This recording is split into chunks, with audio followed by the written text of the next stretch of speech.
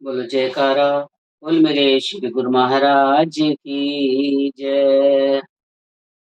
तो सबसे पहले त्रिलोकीनाथ शहनशाह के चरणों में बार बार नमन करते हुए मालिक के चरणों में बैठे हैं। मालिक को दंडवत प्रणाम करते हैं। उनके चरणों में जब हम पहुंच जाते हैं प्रेमियों, तो हमारा ध्यान जो है पूरा प्रभु की तरफ जाना चाहिए। जैसे एक जलेबी होती है प्रेमियों, जलेबी जब हम खाली लेते हैं उसका आनंद नहीं आता। आनंद कब आता है?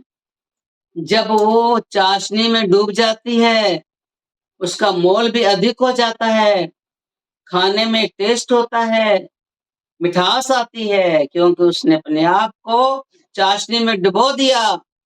ऐसे ही मेरे प्रभु के प्यारे जो है ना, उस नाम की चाशनी में अपने आप को डुबो देते हैं, उसमें रंग आ जाता है।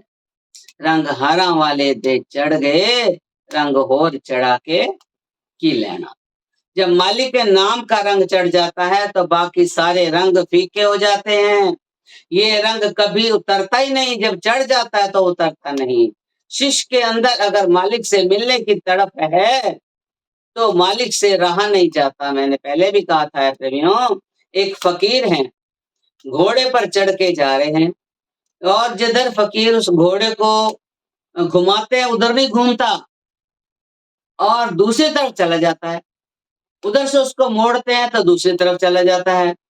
कहने का भाव है कि जिधर वो फकीर उस घोड़े को ले जाना चाहते हैं उधर नहीं जा रहा। बहुत जिद कर दी उस घोड़े ने, अड़ गया रास्ते में, नहीं गया।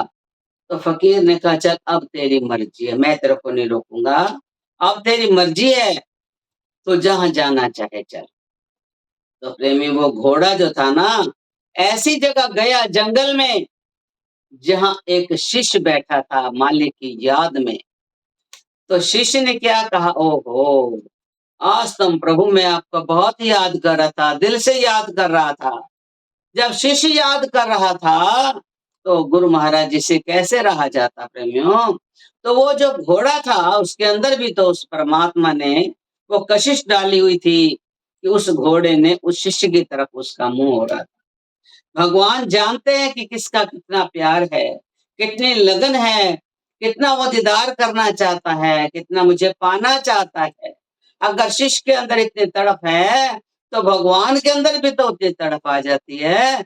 और भगवान के तो आती आती, लेकिन भगवान का जो घोड़ा है उसके अंदर भी कितनी तड़प है, कितना उसको शिष्य की जो अंदर की अंदरूनी तार जो खड़क रही थी उस घोड़े को भी पता चल गया।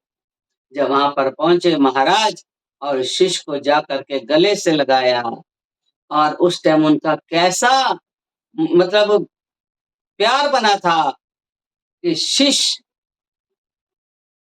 और शिष्य और गुरु का जो मिलन है प्रेमियों, जो शिष्य है ना एक मालिक की आत्मा है। जब आत्मा और परमात्मा मिल जाते हैं तो वहां पर कोई दूरियां नहीं रह जाती। इसलिए प्रभु से मिलना है, दूरियों को हटा करके एक तरफ रख दें, एक हो जाएं। जैसे शिष्य और गुरु, हमारे श्री गुरु महाराज, दादा गुरु महाराज जी शरीर से दो थे, लेकिन उनकी आत्मा, उनकी जान एक थी। जो बात दादा गुरु महाराज जी के अंदर आती थी वो श्री गुरु महाराज जी के अंदर पहले ही आ जाती थी। शिष्य और गुरु का नाता यही तो होता है कि जो बात गुरु के अंदर आती है शिष्य के अंदर भी आ जाती है, जो शिष्य के अंदर आती है वो गुरु महाराज जी के अंदर इसको आ जाती है। इसको कहते हैं सच्चा प्यार, जो एक दूसरे की बात को पहले से ही जान लेना। इसलिए इतना प्यार प्रभु से जोड़ें, इतने उनमें मिल जाएं, ऐसे उनमें जैसे बीज मिट्टी में घुल जाता है, ऐसे मालिक के प्यार में हम ऐसे खो जाएं, ऐसे मिल जाएं कि प्रभु हर वक्त हमारे हाजिर नाजिर हमारे पास। रोज बोलते हैं अंग संग सतगुरु सतगुरु सतगुरु जी, सारे बोलो सतगुरु। हमारे अंग संग हैं तो हम बोलते हैं, इसलिए हमारे अंग संग हैं, हम कहीं भी ढूँढने जाएँगे नहीं मिलेंगे, क्योंकि वो तो हमारे अंदर बैठे हैं, हमारे अंग संग हैं। इसलिए उनको उनको प्रणाम करते हैं, क्योंकि वो हमारे हर वक़्त आगे-पीछे अंग संग रहते हैं। हम हमारे रक्षक हैं, हमारा रक्षा करते हैं। तो ऐसे मेरे मालिक के चरणों में बार-बार प्रणाम करते हुए बोलो जयकारा, बोल मेरे श्री गुरु महाराज की।